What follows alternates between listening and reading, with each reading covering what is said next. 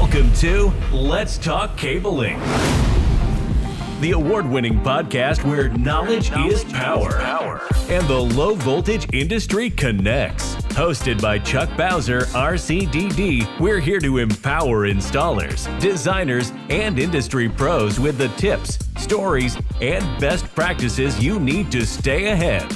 From copper to fiber, standards to innovation, this is the show that keeps you plugged into success. So grab your tools, turn up the volume, and let's talk cabling. Hey, Wire Monkeys, welcome to another episode of Let's Talk Cabling. Today, we're talking fiber optics with a fiber optics instructor. Welcome to the show where we tackle the tough questions submitted by installers, apprentices, technicians, project managers, estimators, IT personnel, even customers. We're connecting at the human level so that we can connect the world. If you're watching this show on YouTube and you like this content, would you hit the subscribe button and the bell button to be notified when new content is being produced? If you're listening to us on one of the audio podcast platforms, would you mind leaving us a 5-star rating? Those simple little steps helps us take on the algorithm so we can educate, encourage, and enrich the lives of people in the ICT industry. Wednesday night, 6 p.m. Eastern Standard Time. What are you doing? You know I do a live stream on TikTok, Instagram, Facebook, and all those other places where you get to ask your favorite RCDD, and you know that's me. Questions on installation, certification, design, project management. I even do career path questions. But I can hear now, but Chuck, I'm driving my truck at 6 p.m. I don't want to crash. I record them, and you can find them at letstalkcabling.com. And finally, while this show is free and will always remain free, if you find value in this content, would you click on that QR code right there? You can buy me a cup of coffee. You can schedule a 15-minute one-on-one call with me, after hours, of course, and that helps support the show. So one of the most common areas of questions that I get in fiber is fusion splicing. A lot of people think that it's a magic art. It's not really. It's pretty simple. I mean, I can teach anybody how to do.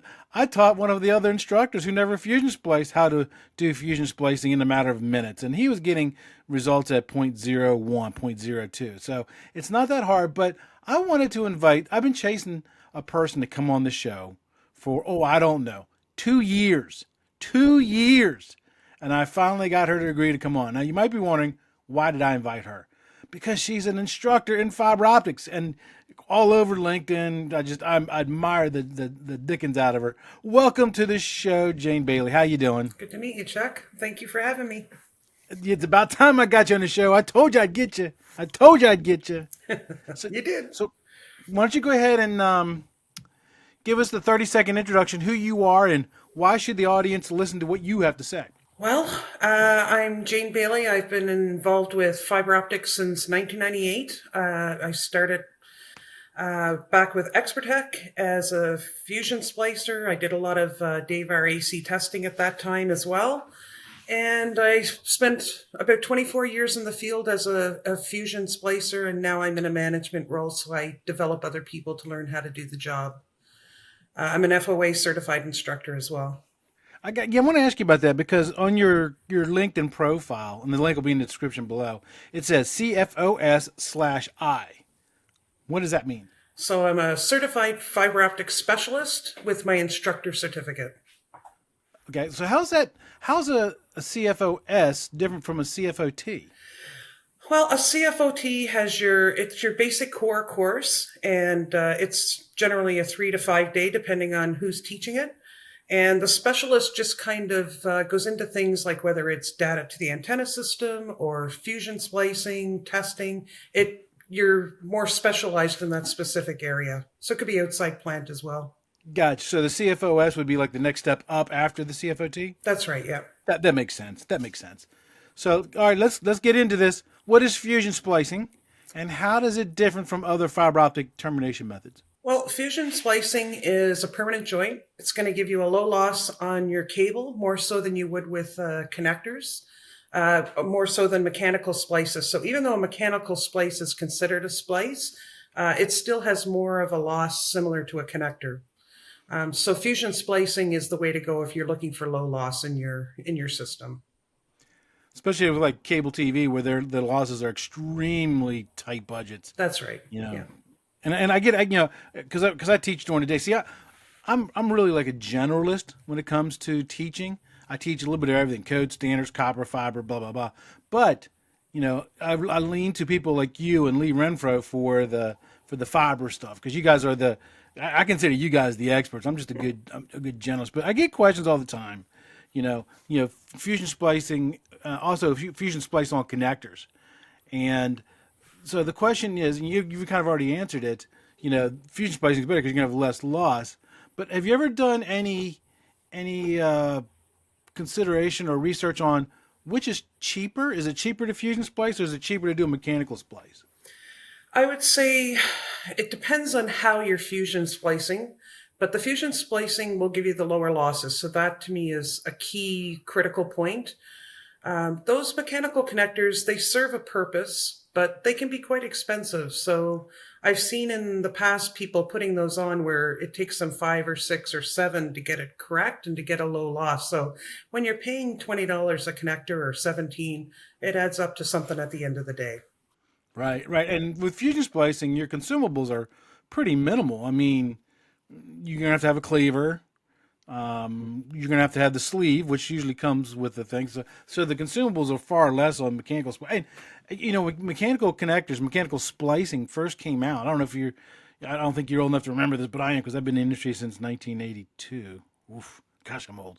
I remember when mechanical connectors first came out, there was a problem with temperature ranges and expansion and contraction and stuff. Now they've kind of gotten past it, but Yeah, fusion and the splicing. index refractive gel inside of them too, they were drying up. So especially if you're in buildings where they had hydronic heating or heating in the floors, you'd go in and those connectors, they would dry up over time, which would cause system failure. So in a lot of cases, they were pulling those connectors off and then just splicing on pigtails. And that seemed to solve the issue. Yeah, and last thing you want to do is, as an end users, have the backbone go down on your network because I don't know, the index matcher gel dried up. Explain that one to the customer, right? Yeah, that's so, right. So terminating fiber has evolved. I remember when I first learned how to terminate fiber, everything was it was a 2-part epoxy with this big old polishing machine, and you had to put it on the one disc and let it go for 8 minutes. Go to the next disc, wait for 8 minutes, and then he went to the handheld pucks and stuff. So how has fusion splicing evolved from to meet the industry needs? Oh, wow. I mean, it's involved incredibly. I used to say we're fusion splicers. Now we're more strippers and cleaners than we are splicers, because the machines have evolved. They'll do all of the lining up of the XY. They basically do everything for you. You just have to do a nice clean cleave, make sure your fiber's clean. So they've evolved. I mean, when I first started splicing, I'm looking through a microscope. I'm lining everything up on the XY axis. Plus, your arc was wide open. I mean, think about that. That's a 740 volt arc. If your finger's in the wrong spot, it has the potential to blow a hole through it. So now the guys are protected. They have the wind screens on them, and everything's got to be shut tight before it'll create that arc. So I've imagined you've probably got to experiment with a lot of different manufacturers of fusion splicers, right? I have. Yep. Which is your favorite? Well, a lot of people are going to hate me for saying this, but I actually am really prone to the FiberFox. I love their 6S and I love their Mini 12R. I've had, using it in the field, I actually had 4 or 5, maybe 6 networks in a row without a single deficiency. So people said, well, no, that's your skill. And I said, well, maybe not. It might be the machine too. So we are using them here in Atlantic, Canada. We purchased them for our splicers, and to be quite honest, we noticed the deficiencies change incredibly with them.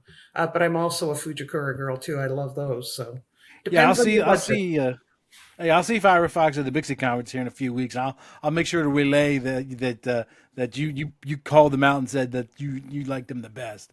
I do. I love their machines. I really do. And they've been really good to the training school too. So that's even more helpful. Yeah, right. Because fusion splicers, while they're not expensive as a cable certifier, they're still not cheap. They're still going to be between. And that depends too if you're going core alignment or cladding alignment. That's going to make a big difference. Great lead in, because I get asked a lot too, because some people looking to purchase a fusion splicer and they want to know, well, should I go with core versus clad alignment? What's your thoughts? It depends on what you're doing. So I've seen in mining operations where they're not sending data. It might be just to make a switch go on, or it could be to run an elevator or something like that. You can get away with a cladding alignment machine. But if you're doing backbone or you're doing transport fiber or long haul, I think you want to be using your core alignment. Now, that being said, I don't have a lot of experience with cladding alignment. I've used them on 2 projects. One was a windmill farm with 97 towers, and the other one was fiber to the home. It was a rural build, and it was the first one I did back in 2015, and I had a cladding alignment unit. And it was fine for doing the NID splicing. And plus, I was in a harsh condition, so it's snowing, it's raining, it was windy and cold. So having a $7,000 machine outside in those elements versus a $20,000, it makes your day a little more comfortable to do the job for sure. You're not always fusion splicing in a nice warm environment that's 75 degrees and lots of light. Well, sometimes, yeah, but not all the time. I've noticed since we've done rural broadband, you do spend a lot more time out of the truck than we used to. So, but it's kind of nice too. It has some advantages. I keep telling my wife that, if I ever win the lottery, there'll be signs. And she goes, "What do you mean?" I said, "There'll be a fiber splicing truck sitting out in our driveway." You know what? It's a good life. I don't splice fiber. I just want to have them because I think they're so cool. I just think they're so cool, So let me. I'm just going to run this through my head through a thought process, and you tell me if I'm right or wrong. And I'll probably insert a graphic here in the video. So there's 3 components to every fiber strand: the core, which is the very center, and then think of another ring outside. That's the cladding, Correct. and then the acrylite coating. Yep. So the cladding alignment, it lines the cladding, but the cores may or may not be aligned. That's correct. Okay. So and then the core alignment is looking at the cores to make sure they're in line, which is more important. Does that make sense? Yeah, and it's really important too especially when you're splicing into legacy fiber, maybe putting some new modern up-to-date fiber, and you're going to legacy, those cores, you want to make sure that they're as lined as possible. And I mean, a lot of people don't put the core into perspective. It's only 8.3 to 10 microns in size. And if you look at the thickness of a sheet of paper, that's 50 microns. So it's a very, very small area that we're playing with. Right. So if we're off, you're going to notice it for sure. Right. You'll start getting some issues there with your transmission performance. Right. So the core alignment's going to be the better if you're going to be transmitting data and stuff. What's the cost difference between a core? And I don't expect you to quote numbers, but I mean, is the core more expensive or is the cladding more expensive? The core will be more expensive. So I'm thinking of one brand in particular. You're probably going to pay about $15,000 for a core alignment. You'll pay about $7,500 for their cladding alignment. Gotcha. So they do serve their purpose. There are times where you can use them. I see a lot in industrial environments where they're splicing multimode. In a multi-mode environment, they're fantastic because you're dealing with a large core and right. You don't have to be quite as concerned with it being perfectly aligned where you do with the single mode. Right. And for those who may not know, the core sizes on multi-mode are typically going to be 50 micron or the old legacy 62.5. So That's they're, right, yeah. They're a lot larger than single mode, so they do have a little bit more leeway to it, right?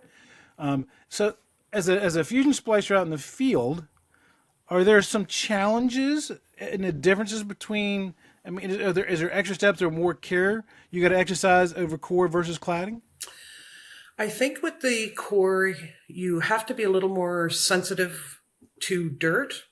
With the cladding, because it's lining, I mean, you still obviously care about it not being dirty, but it's going to probably fuse it even if there's dirt there. So not going by the numbers on the machine, whether it's core or it's cladding, is going to be key. You want to be looking at the XY axis to ensure that you've got a proper core splice. Let's take a short break. Are you looking to grow your low voltage business? At BowmanVision Media, we don't just market to the low voltage industry. We come from it. With decades of experience, we uniquely understand your business and how to help it grow. From social media to content creation, we deliver marketing that works as hard as you do. And while you're leveling up, check out the 49 Volts podcast, your go-to source for industry insights and expert interviews. Visit BowmanVisionMedia.com to learn more and subscribe to the 49 Volts podcast on YouTube or wherever you listen. Yeah, I tell people all the time when you're fusion splicing that as you put it in, after it lines the X and Y axis up, if it just doesn't look right or doesn't feel right, take it back out and start over again. It's better you don't lose a lot of money by fusion splicing, cutting off and redoing again, but why not just restart from the very beginning? Just don't touch that end because you've already cleaned. Yeah, it's easier to just break it now than to rack it all up and then come back and take it down and put it back in your vehicle and redo it. So we do kind of push that with the splicers to try to, be a one and done. Don't go back for fixes. Right. We want to avoid that if we can. Because that service call, it always comes in on a Friday afternoon. 3:00. And it's 3:00 and it's snowing outside or raining or sleeting outside. It never comes in on a Wednesday morning when it's 80 degrees and the birds are chirping. Yeah, that's for sure.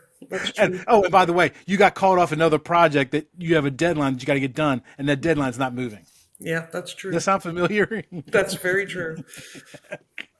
All right, so you've got the actual field experience. You're an instructor. Give us some tips that what people should look for while they're fusion splicing. Okay, well, I think I see a lot of people really focusing as the fiber's coming in. So what I get the guys to look for is, do you have a 90-degree end on there? Is there any chips or fractures or breaks or anything? If there is, just stop your machine, re-strip it, re-clean it, re-cleave it, and put it back into the machine. Once it's fused, you're going to get a number, and that number is just an estimate. And I think a lot of people don't realize that. They say, hey, I got a 0.00. My experience is that a .00 is not always a good splice. And the reason being is you're taking two imperfect pieces of glass and you're trying to say that you're making it perfect. And we all know that that's impossible. Now, not to say 00s aren't going to give you a good splice. They certainly can. But my experience has been that a .01, a .02 generally is going to give you a better splice. But that number is just an estimate. And it's only estimating roughly 36 inches of cable either side of the splice. So it's not really that legitimate. You need to go in, take a look at the XY axis. It takes an extra 4 or 5 seconds to do that. And look at the core. Is it fat? Is it skinny?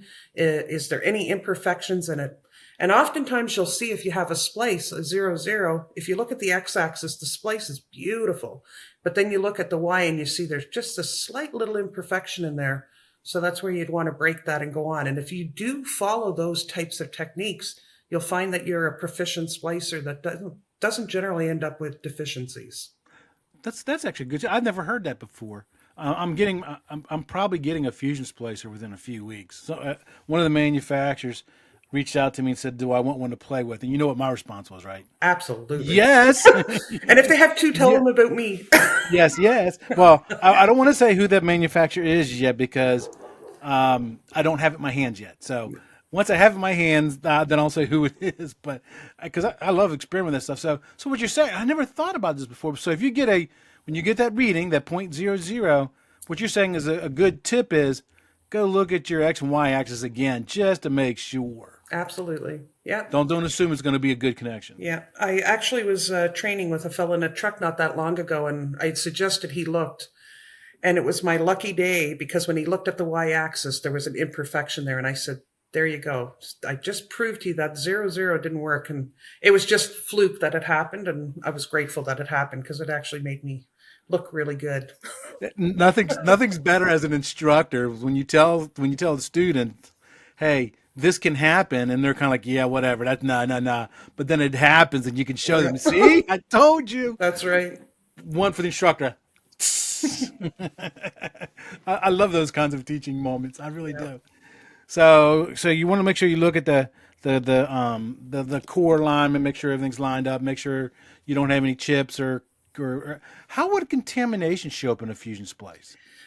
Oftentimes the splicers now are quite intelligent. They'll pick up on contamination, and sometimes they just won't let you splice because it won't shoot the light through it, and it'll tell you it's contaminated.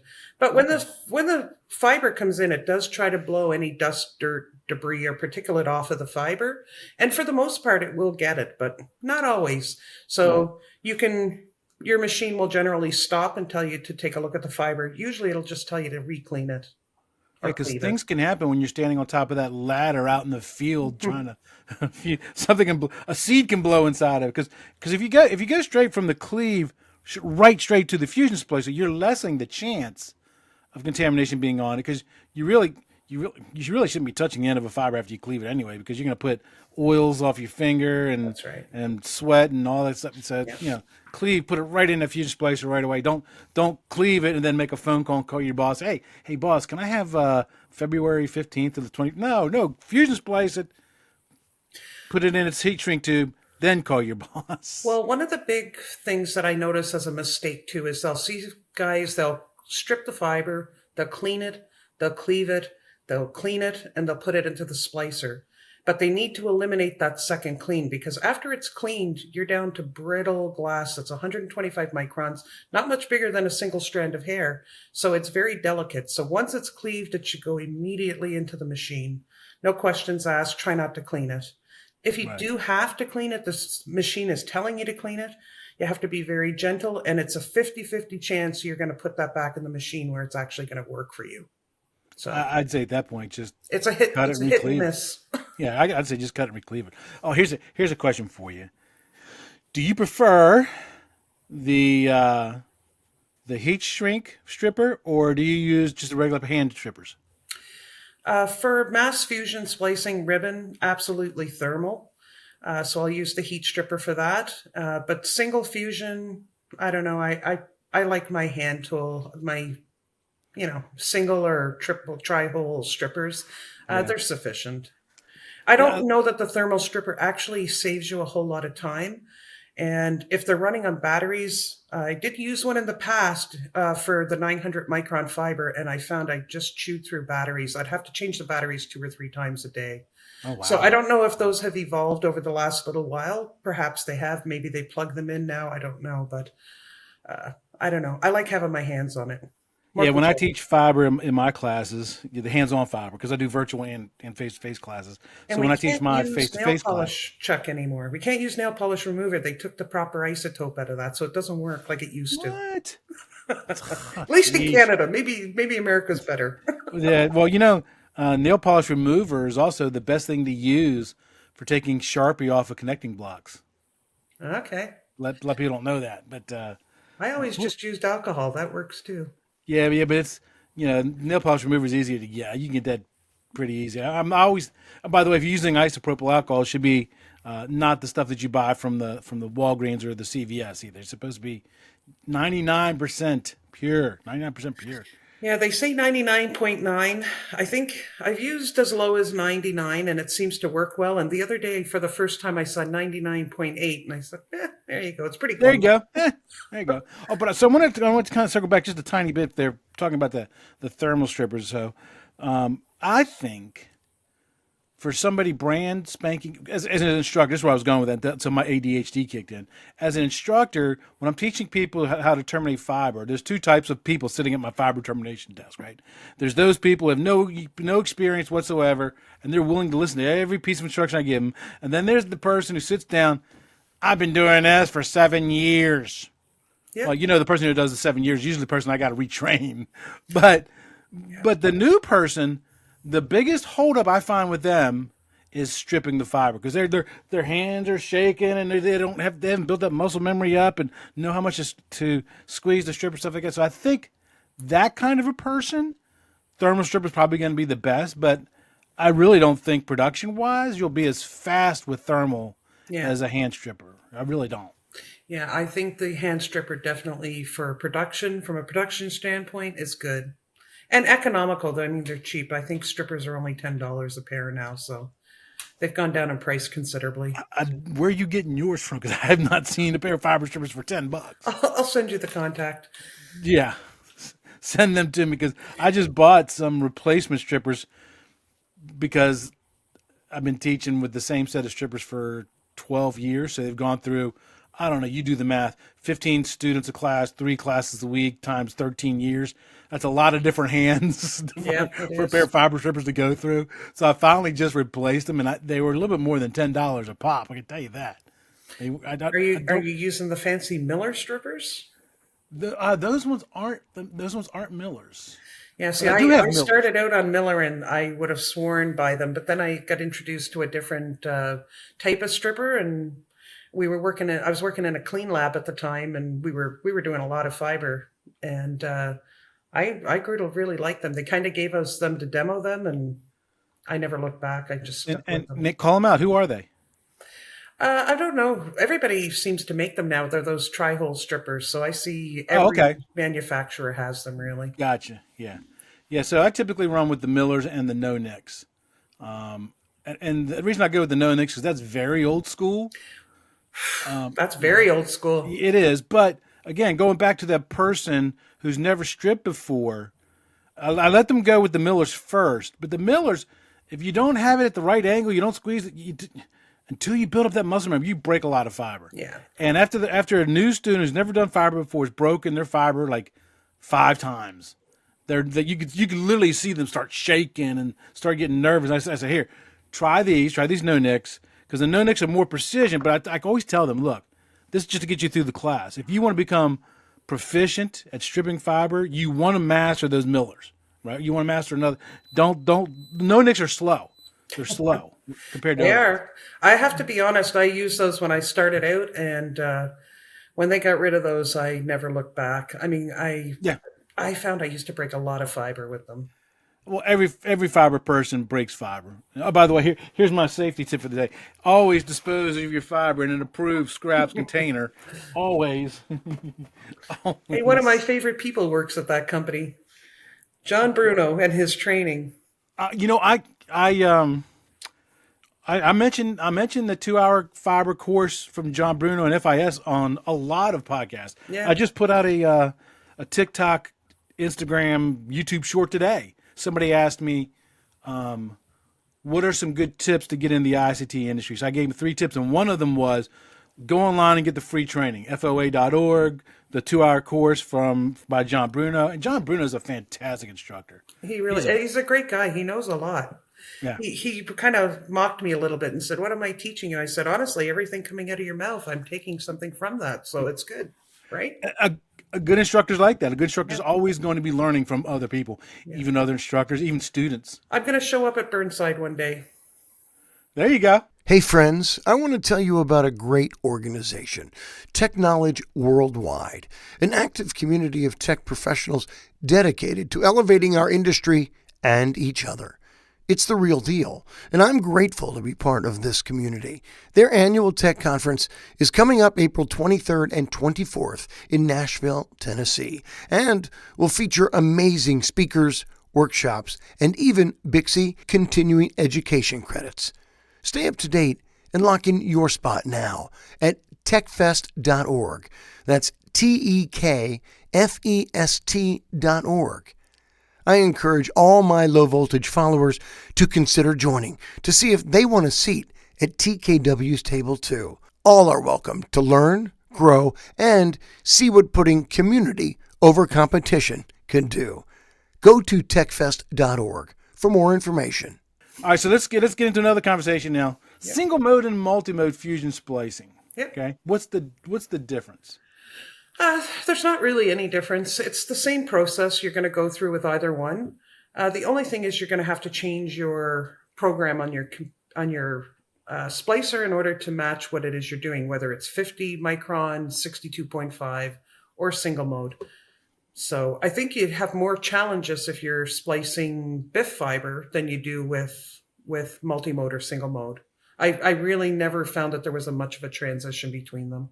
How hard is it changing because I don't do fusion splicing enough because I got out of the field before fusion splicers really became affordable, and I only see them in classroom environments. So I never got to play with them in the field as a production setting. But how hard is it to know when and how to change the profiles in your fusion splicer? Well, the evolution of the splicer has been great because when your fiber comes in, oftentimes it'll say this is G657, this is G652.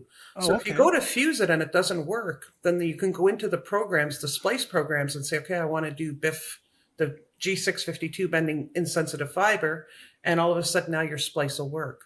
And it would be the same thing for multimode. You'd have to go into that same program and change it to the 50 or to the 62.5.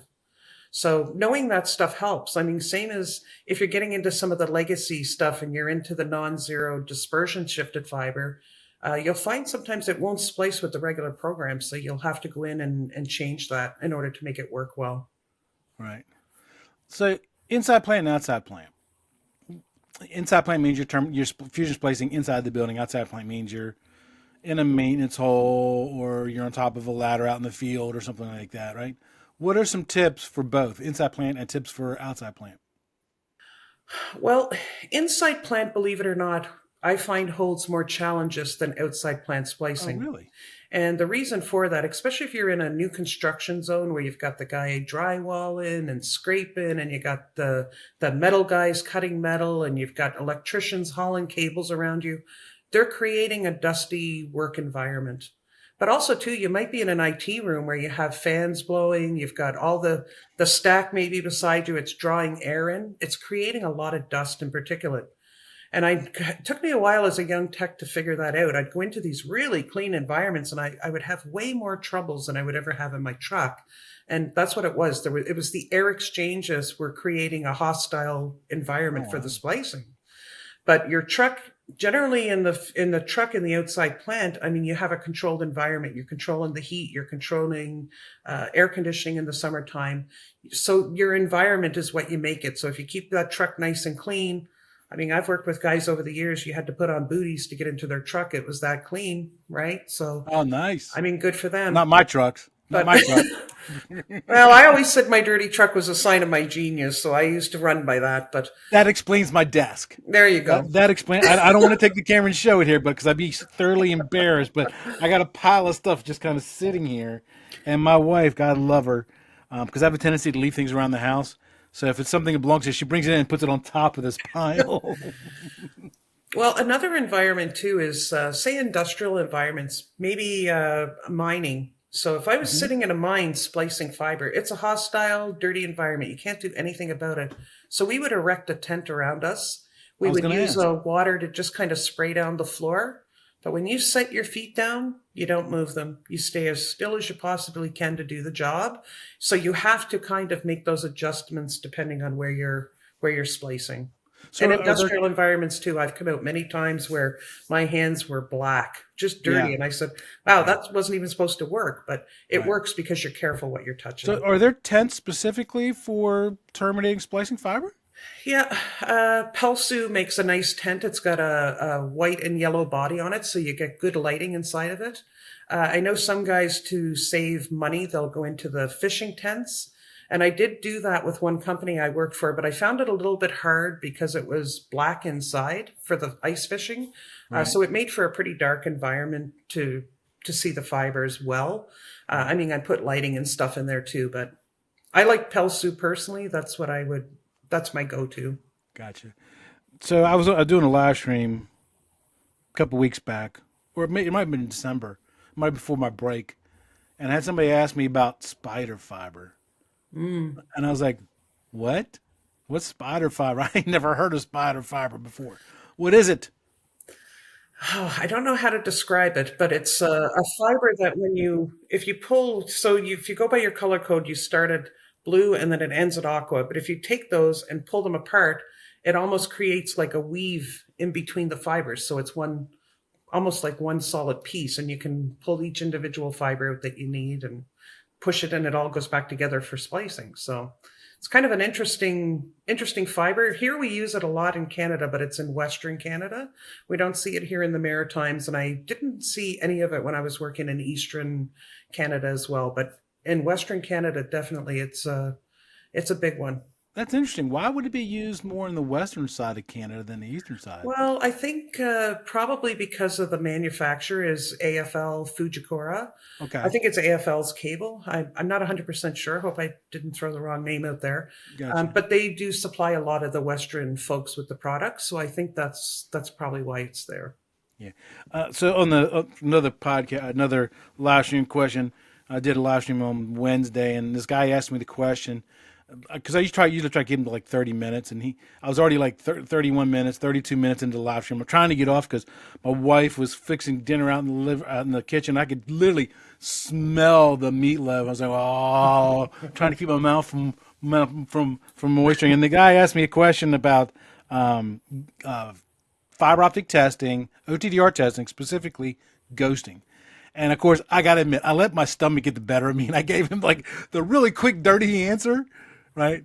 Because can you tell us what is ghosting on an OTDR and what causes it?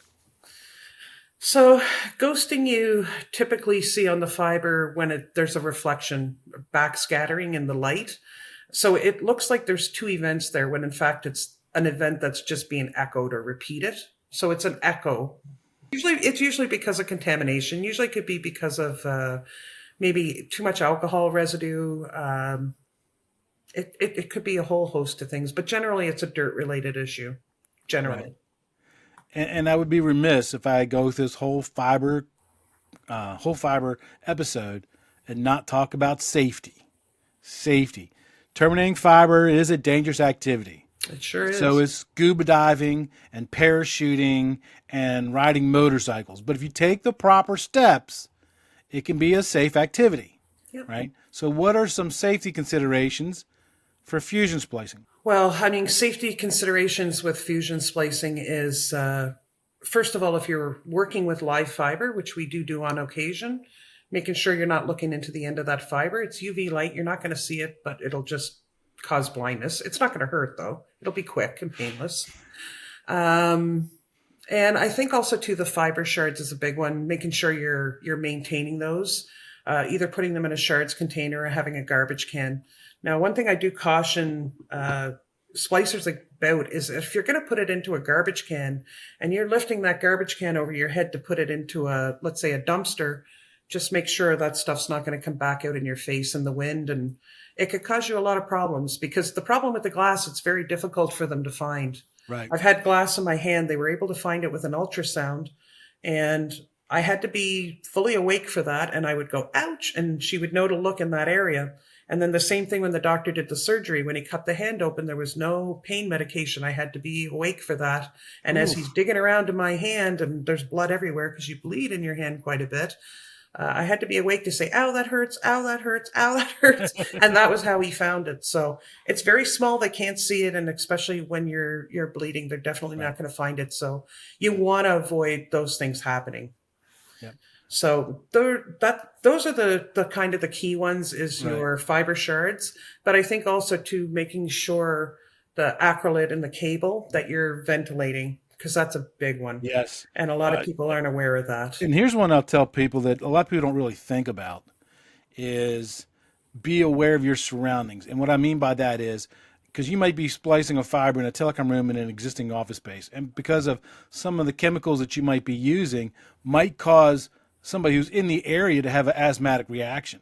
That's possible, yeah. Yeah, because it's my wife is a reactive asthmatic, and there's certain scents that just will literally cause her to go to an asthma attack. Also, I actually go anaphylactic from the glue because I've had overexposure from the years. So when we're in the classroom and people are using the glue, I am very careful that they don't touch my tools, and I'll put on my latex gloves because they're not thinking about my allergy, but I don't want to do the EpiPen and epinephrine shots. It sucks. Yeah, no, I get that. I'm allergic to shellfish, and I got to be careful when I go to restaurants and stuff for that very reason and stuff.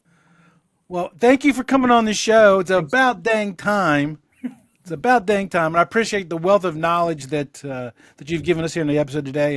And also, I love seeing your posts on LinkedIn and stuff like that. So thank you for coming on, Jane. Yeah, thanks for having me, Chuck.